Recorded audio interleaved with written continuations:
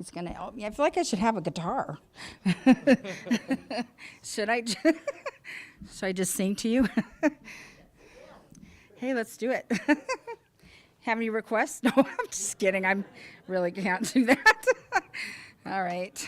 Thank you for coming to the Lord, even if we didn't have anything back there. You know, it's not like that he appreciates it more if there's a band, you know what I mean? Or a guitar or a musical instrument. Man, just your voice. You know, who picked those songs tonight? Oh, they were so good. I'm like, why are you trying to mess me up before I even get out here? I wanted to start crying. Like, wow. I want to move this down. I'm sorry, Brent. I thought it was. But you know what? My sister Holly and I do a podcast. You should look it up. It's really good. I don't mean to toot our own horn, but you know what? It's really good. But she always like, eat the microphone. So it's like right in front of us, but my mouth has to be really, really close. So I'll try not to eat the microphone. You know, this is my family. Aren't they all beautiful? That's part of my family. There's more. I was just thinking, what? Well, you're all my family. I love that. Yes, you are. Are you a little weird? Because my family's totally weird. So you have to be a little weird to be part of my family. All right. Yeah. So happy New Year. Do you guys do anything like resolutions? Are you over that? I'm over it too. But you know what I did hear is I did read something today, and I just wanted to talk about it, gratitude. Because I was thinking, you know what?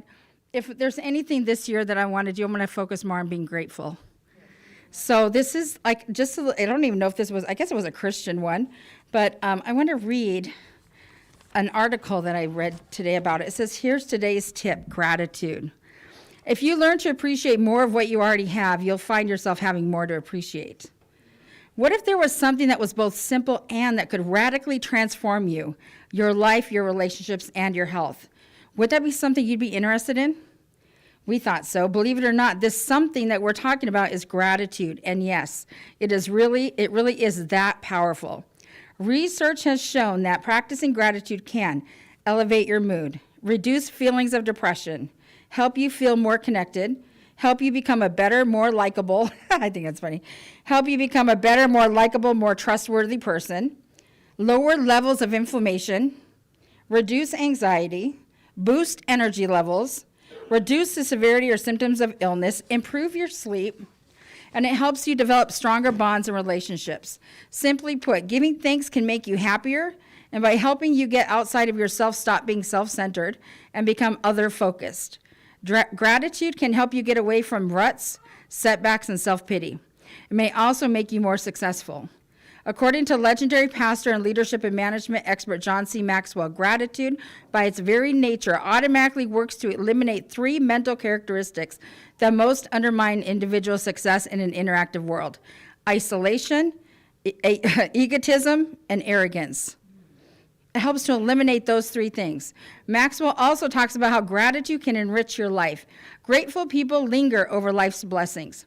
Grateful people live in the moment. Grateful people leave fear behind. Grateful people live on purpose. Grateful people love those beside them. So how do you put gratitude into practice? Great question. In a New York Times article, author C. Brooks, author of Gross National Happiness, suggests practicing 3 gratitude strategies to tap into its powerful benefits. Interior gratitude. Keep a daily or weekly list of the things you are grateful for. For example, each day you might write down 1 to 3 people or things you are grateful for. Exterior gratitude. Write thank you notes and share your gratitude with others. These can be handwritten notes. Who handwrites notes anymore, right? Who writes letters? We should. Did you say me? Did she say me? She's 80. That's the group that still sends thank you notes. These can be handwritten notes, phone calls, emails, or text messages. Be grateful for useless things. Mindfully express thanks for the everyday stuff that we too often take for granted, like running water, air conditioning, washing machines, etc. You know what? I am so thankful for GPS. I'm serious, aren't you? I think it's almost the greatest invention. I mean, really, it saves so much time and panic and scary roads, side roads. All right, gratitude. We did that at the well. We just did a month, all of November, we did a calendar of gratitude every day. And it was amazing. It actually did make you stop and think. It does make you happier. And it does make you live life on purpose when you realize, yeah, I should thank somebody for today. I should go out of my way and do something for somebody and just be grateful that I'm alive and that I have Jesus. I'm serious. The fact that we have the Lord is the most, what else? There's nothing else to be more grateful for than Jesus. I'm serious. He saved us. Isn't he amazing? Just that waking up every morning just saying, Lord, I'm so grateful for you. Man, how could you be in a bad mood when you're so grateful for him? Right? How could we be in a bad mood? No, on your worst day, you're doing much better than you ever did on your unsaved day. On your worst, don't you think? Than your unsaved worst day? All right. I'm going to move on now. I want to talk about doors, because I don't know if you guys ever listen to the prophetic, like people, for the new year, they always come out with prophets talk about what the new year is about. And what it is about doors. And I was thinking to myself, like, how many people I know who are waiting for doors to be open? How many of you are like waiting for the next door to open because God has something, you're like, oh, when's it going to happen? Exactly. And you know what? I started thinking about that, like, Lord, there's so many doors, but the problem can be when we try to get through a door that's not open yet. When we try to rush into something that's not him. And if you do that, if you rush into it, then you're going to make a mistake. But if we'll just kick back for a minute and relax and wait for him to open the door, then it changes everything. So you know what? I just want to say to all of you, because this is not my message, I was going to talk about discipleship. Like what discipleship looks like in Israel, in the Jewish world, what it is. And then the Lord completely changed this entire message to be about doors. So I know that some of you are waiting for doors to open, but this is what I want to tell you. God is going to open the doors, but they're going to be unexpected. It's not going to be the doors you think they're going to be. And so with that, I just want to say that new possibilities are opening for all of you, every one of you. God is doing something. Whether you're at the well, House of Hope, you're at the Fortress, you're at PTAB, huh? Yeah, representing for PTAB over there. It doesn't matter where you're at. You know what? You all are coming into a new season, because you're, whether you've been here 3 months or you just started at any of those places, God has something for you. He would never set you up to let you down. That is not what he does. He has something amazing for you. But don't rush. Don't push through, and don't lag behind. You know what I mean? It's important that we're just in his right timing. So I just wanted to talk about an example of my own life. So my husband was going to come, and I'm like, someone's going to have to give me Kleenex. My husband was going to come tonight. And I said, don't come because you're just going to bring my daughter. I said, don't come because she can't be here tonight. Sorry.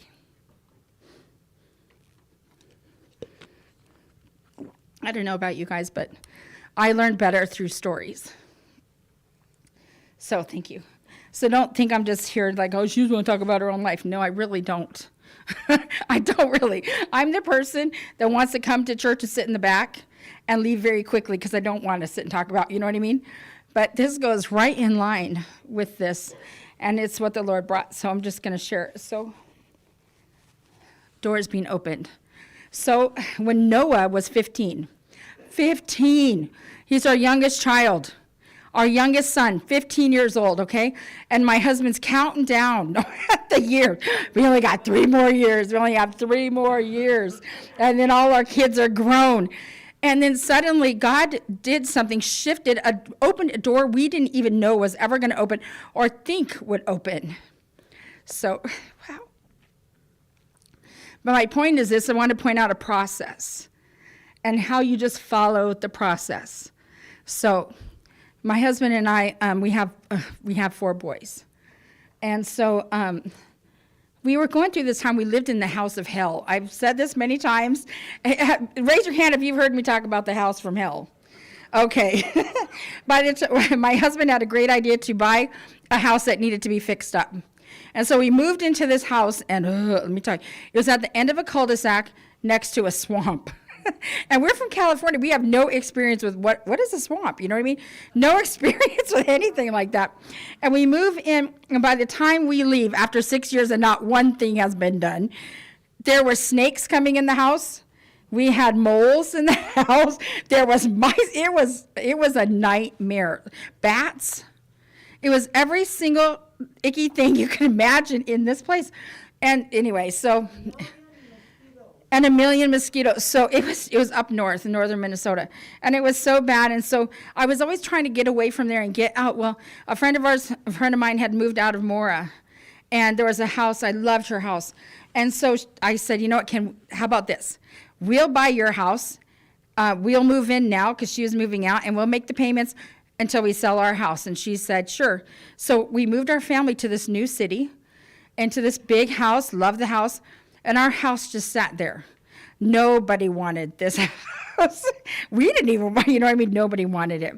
And we did know some people who had said, you know what, we're going to buy that house. We're going to look at it one more time, but we think we want to buy it. They didn't. So the house just sat there. So for 1 year, we stayed in this really nice house for 1 year.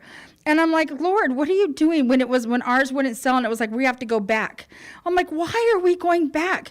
What is happening? Well, what happened in this town we lived in this new house is we met the neighbor that lived across the street. And she was a young girl. And she was probably 13 when we met her. So we meet this girl across the street, invite her to come to youth group because I was the youth pastor director at the time. So she came to church with us. We would drive her to church with us, drive her home. 1 year. We live in this house. Get to know the girl across the street. We have to go back. I mean, talk about your tail tucked in. How many of you ever had to go backwards? And you're like, why am I going backwards, Lord? What is this? Like, I've done everything right. You know, you feel like you've done it all right. Why do I have to go back to that place? You know, I'm not kidding you. When we left my son's Christian's bat bags, he would open his bag and the snakes would come out. And it's like, this is so icky. So we moved back to our old house completely defeated. And so we go like maybe another year, and the next year, you know, my husband and I, we went to go take a class at a church. I love when they do classes at local churches because it was a class on anger. Who doesn't need a class on anger? I mean, I'm in a church. It's like, let's just deal with the real stuff, okay? Like, quit talking about the surfacey stuff. Just deal with the real stuff. So my husband and I were like, well, let's go to this class. We go to this class on anger. And I just want to say this. If you struggle with anger, I'm going to give you a huge key, a real key about anger. When you blow up because you're angry, it's because you want something to stop. That's what it means. It means stop. You're wanting something to stop. If you will tell yourself, if you will stop before the outburst, don't open your mouth, just stop for a minute and say, what do I want to stop? What is happening right now that I need it to stop? And answer that question, you won't blow up. If you pray in the Spirit, you can interrupt that anger. And what happens is from the inside, it just begins to come right out your mouth and it'll go away. It like diffuses it. It's like an arrow, you know, when the arrow comes and the shield diffuses the arrow, that's exactly what it's like. When you pray in the Spirit, when you start to get angry, what happens is that anger starts to come up, but boom, the Spirit diffuses it. That's just a couple keys. Seriously, if you're feeling angry, do it. Anyway, not right now. I hope you're not feeling angry at this moment, but when it happens. Anyway, back to my story. So we're at this church. My husband and I go up for prayer, or she called us up, the pastor, and she said, the Lord wants to do a venture with you. And I'm like, a venture? Wasn't even sure what that meant. The Lord wants to do a venture with you. And he needs both of you to agree before he will join this with you. Do you want to join a venture with the Lord? It was the strangest prayer I've ever had, you know. I said, sure, yeah. And my husband said, yeah, of course. The Lord asks, you want to join something with him? Absolutely, right? Why would I ever say no to that? Yes. The Lord wants to do something with us? Yes, we want to do it, a venture. So then I left there that night and I looked up what the word venture, and what it means is a business agreement. The Lord wants to come to agreement with you on some adventure, some business. So I'm like, okay, that's a weird question, Lord, but what is the business? You know what I mean? I felt like that was like, this is the beginning of the process. What is that, you know? Or maybe beginning of the process was moving into that house. This is the setup because suddenly the Lord started leaving clues for us everywhere, like what's happening. So we agreed to this, for this happening, to join a venture. A little while goes by, my cousin from California calls, and she said, the Lord gave me a dream about you the other night. And in that dream, I saw Mike, you, and a little girl standing next to you. And she said, I don't know, I think the Lord's bringing a little girl into your life. And I'm like, what? And then I thought, those kids are going to get it. Like, they are going to get it.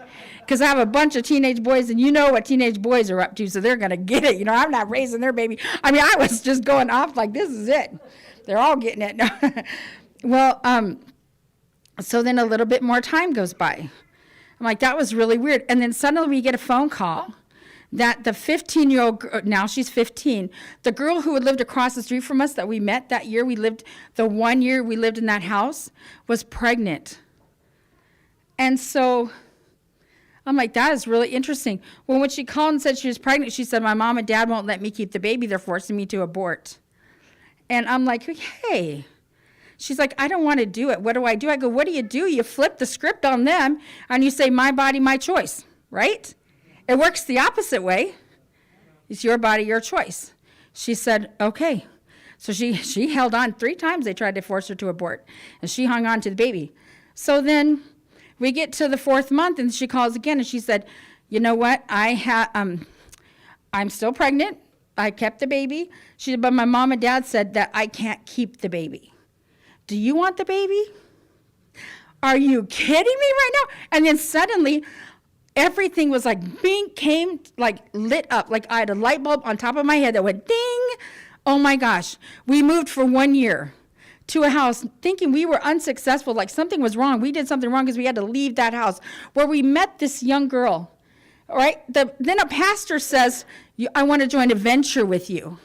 Will you say yes? Then it went on to, I had a dream about you and this little girl. I think the Lord's bringing a girl into your life. Boom. Then the next thing is, here's the girl saying, I'm pregnant.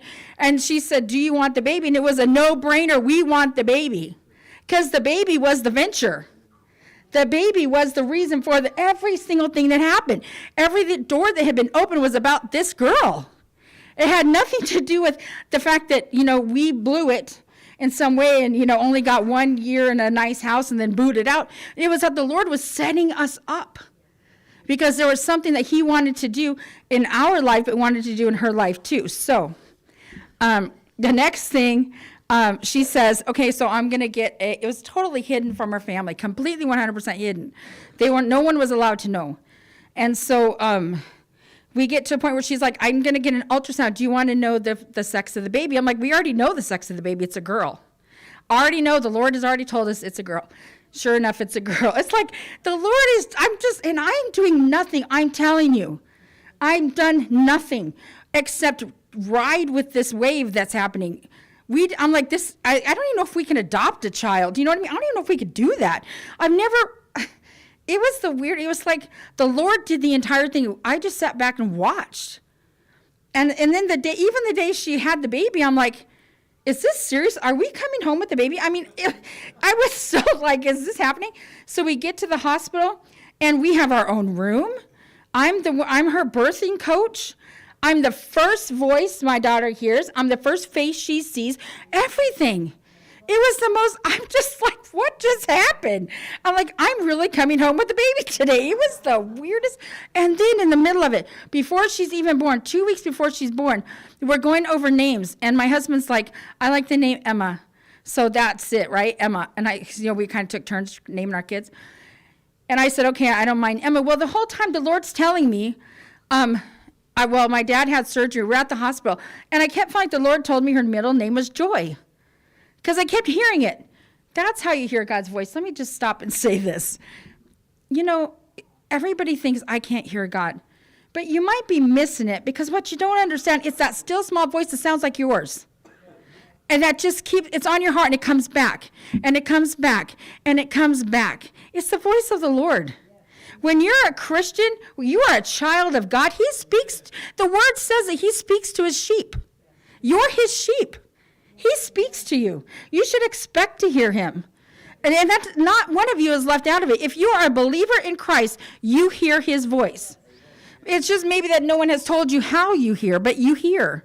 So anyway, it kept going on. Joy, Joy. Well, I knew this woman named Joy, did not like at all, did not ever want to think about her. Have you ever done that?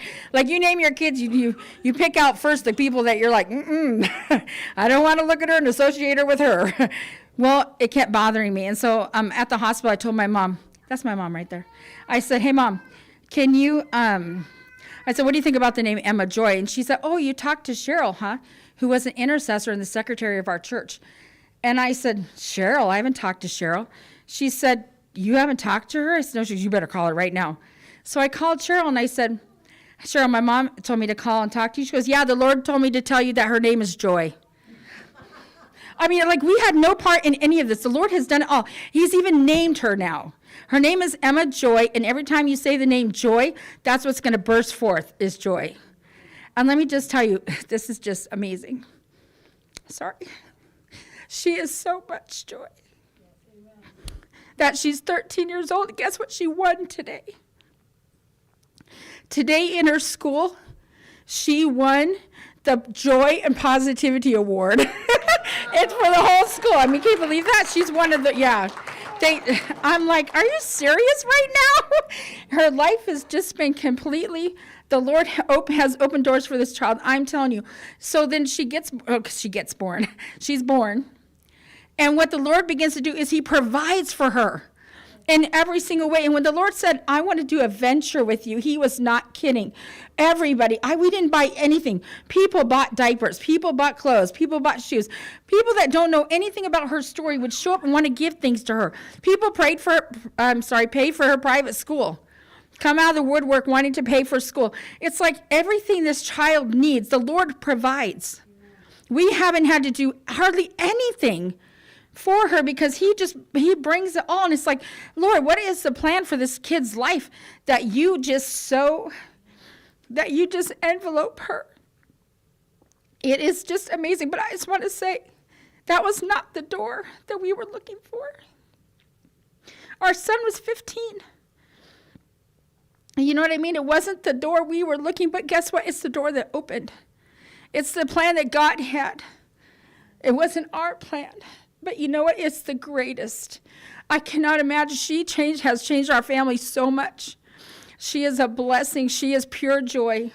She is and let me tell you, this girl has this crazy gift. She's got this prophetic gift that will scare you. Because we're driving down the road one day, and she's in the back seat. This is last year. And she's like, hey, Dad, do you have anything in the trunk to fix a tire? And I'm like, that's a weird question, isn't it? So I'm like, I don't know, do you? And he said, yeah. And I said, 1 mile down the road, boom, the tire blows. We're sitting on the side of the road. I'm like, next time you hear something like that, you want to give a sister a heads up? Because this right here could have known a long time ago. So that's weird, right? So I'm like, oh my gosh, Lord, you have a prophetic gift on this child's life. Listen, my family's right there. I would not lie anyway. But 2 weeks later, she is riding with my son in his truck to Abaso. She turns to him and says, do you have anything in this car to fix a flat tire? And he's like, I think so. A mile down the road, boom, his tire blows again.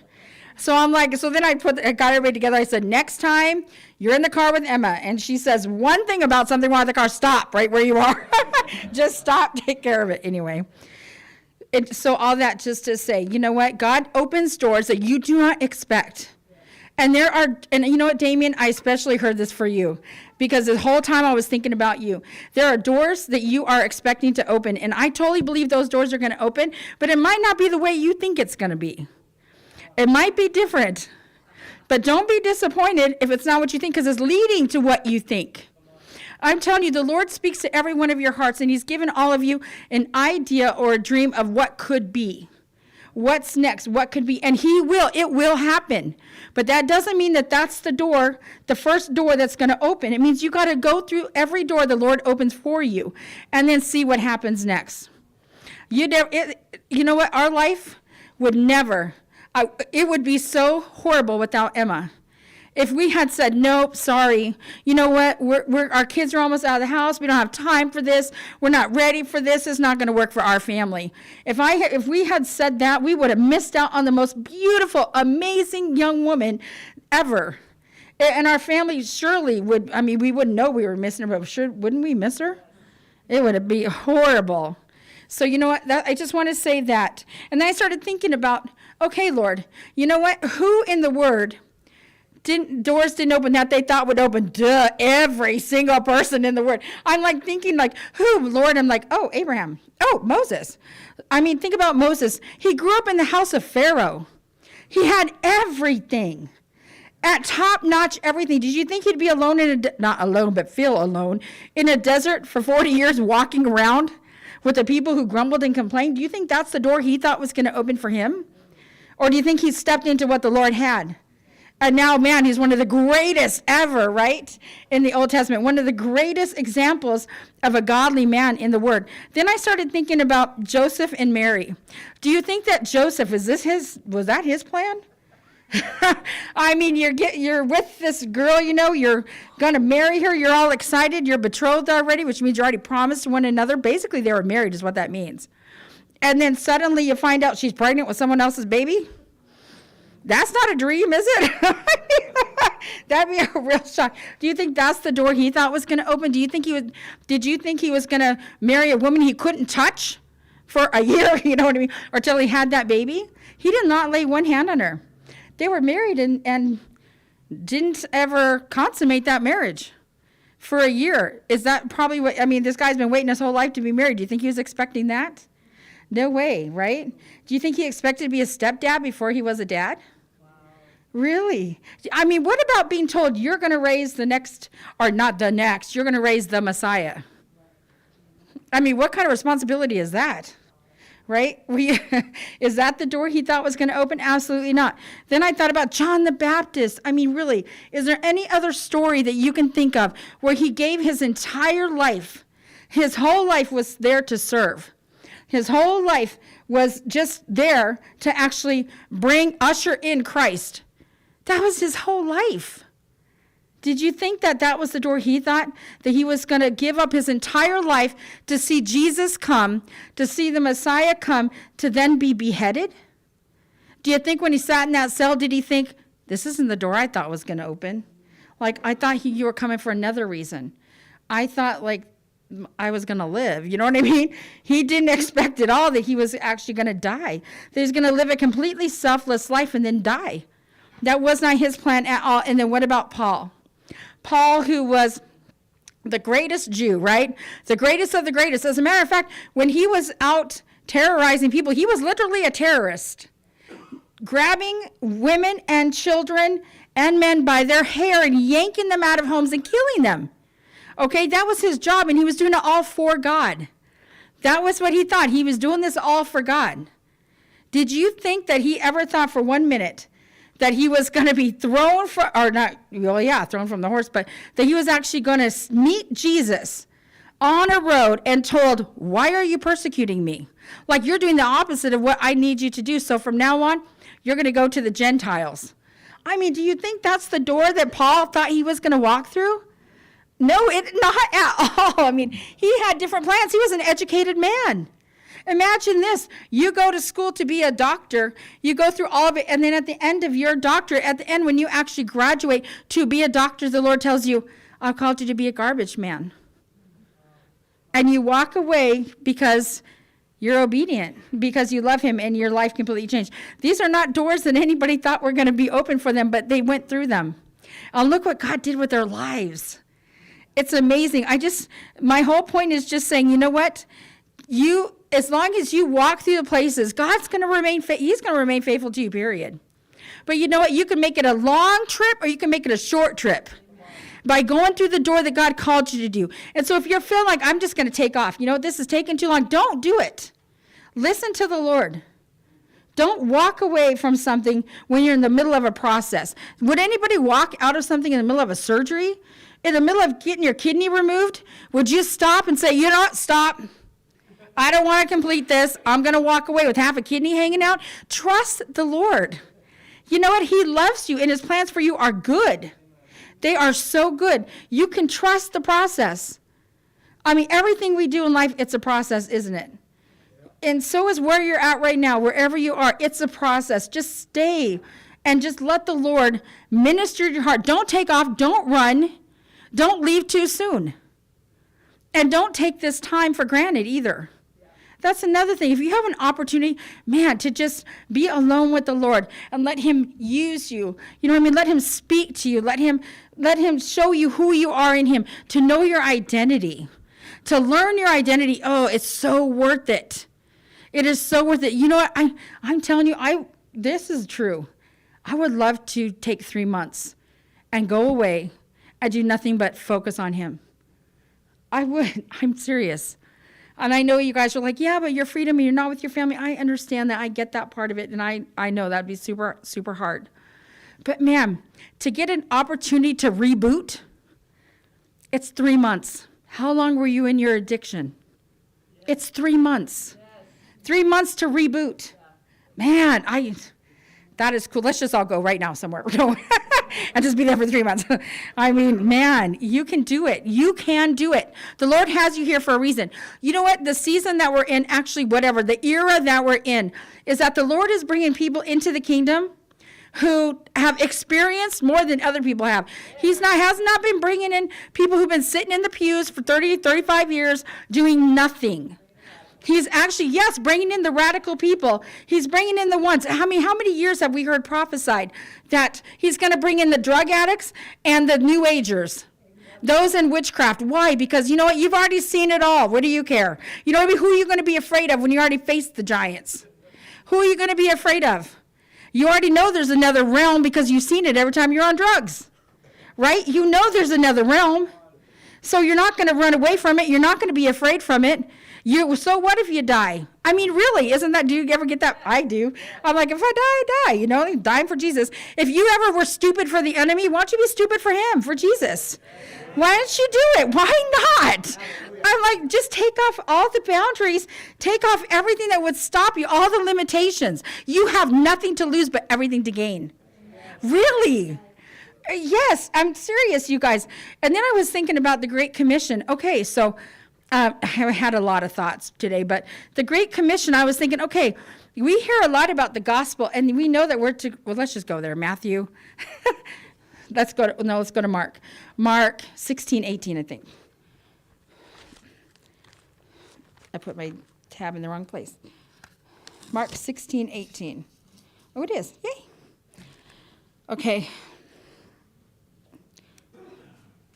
Let me start in verse 14. Later, the Great Commission is the heading. Later, he appeared to the 11 as they sat at the table, and he rebuked their unbelief and hardness of heart because they did not believe those who had seen him after he had risen. And he said to them, "Go into all the world and preach the gospel to every creature. He who believes and is baptized will be saved, but he who does not believe will be condemned. And these signs will follow those who believe. In my name they will cast out demons. They will speak with new tongues. They will take up serpents, and if they drink anything deadly, it will by no means hurt them. They will lay hands on the sick, and they will recover." Listen. You know what? Do you think maybe that the reason that there's an entire generation missing from our churches, lay hands on the sick and they're going to recover. You're going to, lay hands on the dead and they're going to come back to life. You are going to cast out demons. But they never see it actually exemplified. They never have the experience with it. Yeah. That is exactly what it is. This generation today is waiting for proof. And think about it. Every time the disciples went out and they preached the gospel, it was followed by signs, wonders, and miracles. First the gospel, then signs, wonders, and miracles. Who do you think is going to be the ones doing those? It's you. It's you. Signs, wonders, and miracles should follow the preaching of the gospel.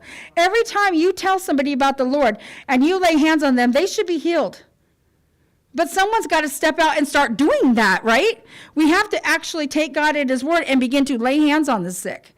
That means that when we're in public, we have to practice what we're reading in the word. That means everybody you meet is an encounter for you. How many of you wish when in the middle of your addiction, or how about today, that one person would say, "Can I pray for you?" Yeah. Can I pray for you? What's wrong? Are you okay? What's going on here? Don't you wish somebody would have been bold enough to ask you, are you all right? What are you going through? What do you need? How can I help you? There's a people that are supposed to be doing it, and it's supposed to be us.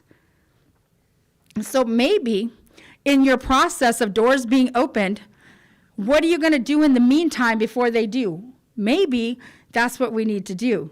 Think about Joseph, not Joseph and Mary. Think about Joseph. I mean, do you think he ever thought that where he was heading was prison? He was a good kid, right? Shouldn't have told his brothers about his dreams, but he was a good kid. And he ended up in jail. But what did he do with that time he had? What did he do with the time in jail? He kept going on. He kept going on with his gifts, kept interpreting dreams. He didn't stop what he was doing. He kept going. So when you're in the middle of the time waiting, Lord, are you going to open the doors for me? Lord, what are you going to do? I know I'm called. Where are you going to send me, Lord? What's the next place? Like, what am I supposed to be doing? If in the middle of those questions and all that time, and you're asking the Lord, what am I doing? If you would just continue on preaching the gospel, casting out demons, laying hands on the sick, raising the dead, if you would just keep going in that direction, believe me, God is not going to drop you. He's not setting you up for failure. He's setting every one of us up for success. So just in the place of waiting, if in that place of waiting, you would just surrender yourself to the Lord and let him do the work through you, where could you find yourself? Oh my gosh. I'm serious. Where could you be?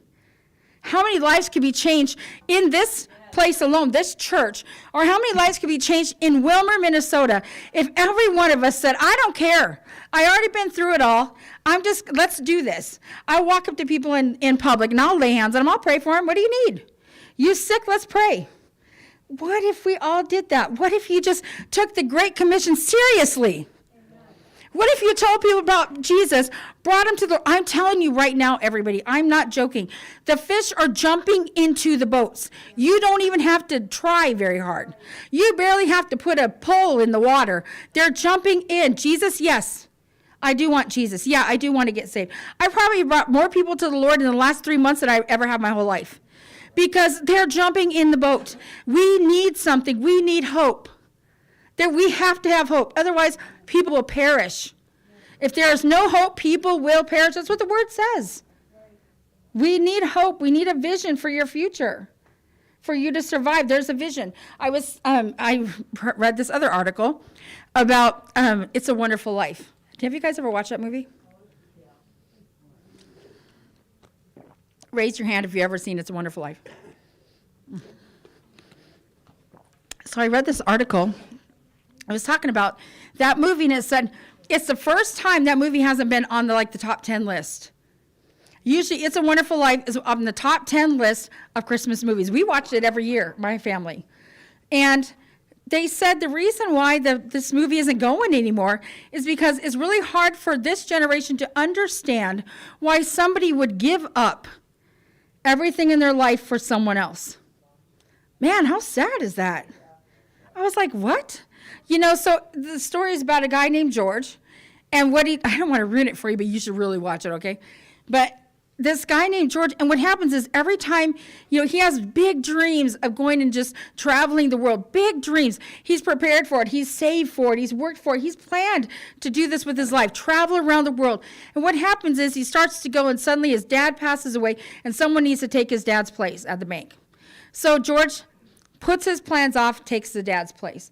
And then what happens for the rest of his life is everything he does, every dream he has to stop and do something, fill a need in an area that needs him. And so he finally gets to a point in his life where he's like, I've given up everything for everybody else. What about me? That was his whole, the gist of the movie. What about me? I've given it all up. I've never done anything I want to do. It's always for everybody else. And then he goes, he wants to kill himself, so he's going to jump off this bridge. And suddenly this angel appears. And the angel's like, I'm going to show you your path, or what life would be like if you weren't alive. And so that's what he does. The story is he ends up showing George what life would be like if he had never been born. And so they go through the whole story of life without him. Think about that. Think about life without you. Every time you think about you don't even want to be alive, think about this. What would life be like without you? It would be horrible. There's no one else that can be you. There's no one else that can take your place. No one else has the call of God in their life that you do. And so they go through this, George's life, and at the end of it, and the way he sees, or once he sees how everything was without him, all of a sudden his perspective changes. And he's grateful that he's alive because he sees that his life has actually mattered. And it actually changed things. He didn't live solely for himself, but guess what? We're not supposed to live for ourselves either. We are not supposed to be doing that. And every time I hear self-love, self-care, I get angry. And I know that that's probably like, I get that self-care thing. But you know what? You know what will help more than anything? Caring for others. You know what will pull you out of depression? Caring for others. Do you know what will help you feel loved and wanted and needed? Caring for other people. It will actually put you in the place where your perspective changes and you realize, oh my gosh, I have so much to give. Like life would not be the same if I was not here. It's the most amazing story, but today they're saying it's not even in the top 10 because people can't identify with that. Listen, you know what? When you came to Jesus, you didn't get a small amount and I got a large amount. Yeah, and this is not a weight joke either. But I didn't get a large Jesus, you got a small Jesus. We all got the same exact dose of Jesus. Do you know what the difference is? How much of yourself you yield to him. That's the key. It is the key to the whole Christian life. Listen, it is how much you are able to release to him and say, come on in, Lord. I yield my wants. I yield my desires unto you. Whatever you want. When I gave you my life, I meant it, Lord. It's yours. So whatever my dreams are, I will put them on hold, I will put them aside, and I give them to you. And when those doors open, then you don't have to feel like, oh, I'm missing out. You're going to walk into those things because you know who gave you those desires? He did. He's the one that gave you those dreams. He's the one that gave you those talents. He's the one that gave you those desires. But if you go through his process, when his timing is there, you're going to walk it out perfectly. And at the end of your life, you're going to look back and go, man, it's so much greater than I could have ever imagined. I can't believe I am where I am today. Really? He created all of us with a purpose that only you can do, that only I can do. You can't be me and I can't be you. But how boring would it be if we weren't all here? You know? Amen. So, it's good stuff. It's the truth. It's the truth. You know, I think about a little child, a child who hasn't experienced any junk. And they know, but they have Jesus in their heart. And they pray for this sick. Like my granddaughter right here, Jordan. She prays for me, I get healed. Every time. Every time she prays for me, I'm like, I feel better. You know what I mean? Is it because she has a whole bunch of knowledge? No. She just believes it. She has the same amount of Jesus I have. She just believes it. And it works because he works, because he's good. Right? Because he is good. So, you know what? I want to pray. What time is it? Plenty of time. All right. Honey, I want to pray for you. Because I know something's going on there. But if you need prayer, and you're like, you know what? I know that God has a plan for me, but I'm not sure what it is, but help me in the waiting. Or you know what I mean? Will you pray for me during that waiting time? Then you can come on up for prayer, and we'll have people come up to pray for you. If you are like, you know what? I just want it to be between me and the Lord, then we're going to do communion right now. And when we do communion, just take that time. You can still close them. You can actually close the doors. And I just want to say this. When you've opened doors that shouldn't be opened, you know what you do? You repent and you repent, you release, you come out of agreement with it and just close the door. Seriously. The enemy wants to make you think you made it too hard, you've gone too far. But you know what? You haven't, because you're still alive. So, and every day is a new day. So go ahead. If you've opened doors that you shouldn't open, just repent. Come out of agreement with that thing and move on. Just move forward. Let it go.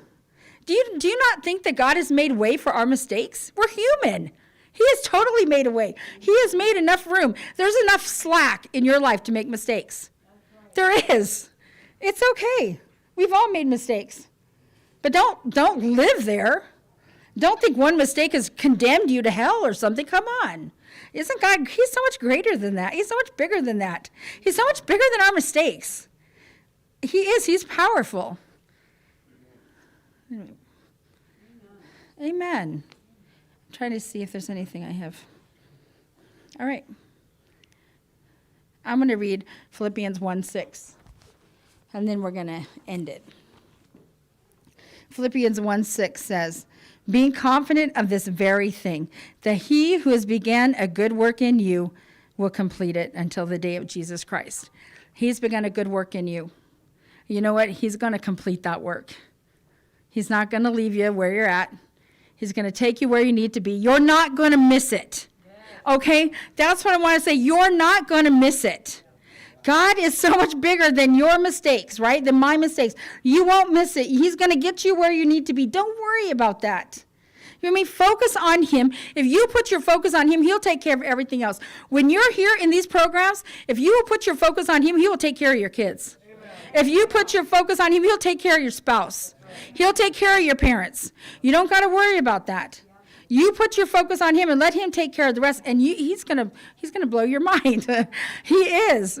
You're going to be so shocked and amazed at what God will do with your life. He takes the mess we make and he turns it into something beautiful. And then you know what he does? He causes you to go out and bring more people in. Because, you know, if you know the good news, if you know Jesus, don't you want everybody to know?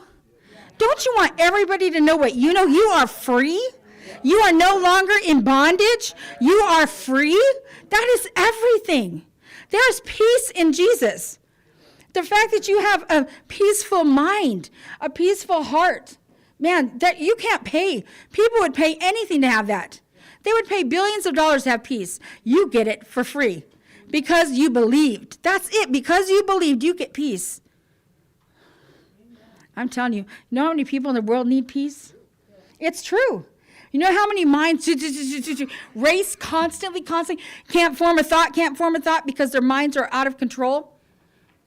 The peace of the Lord, I'm telling you, it's worth it all. Just his peace. Now, salvation helps, right? Because I don't want to be in hell.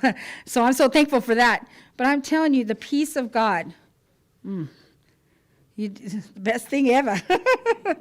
Are you making fun of me over there, Joseph? All right. So we're going to go ahead and end. If you want prayer, then you can come on up for prayer.